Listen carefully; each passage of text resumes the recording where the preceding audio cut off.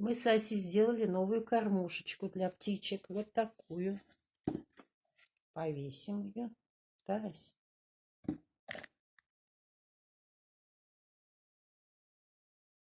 Посмотри, нравится, Ася? Это более плотная коробка такая из плотного картона. И я ее обклеила всю скотчем. Надеюсь, не размокнет. А то надо, конечно, выбросить, что у меня висит на дереве.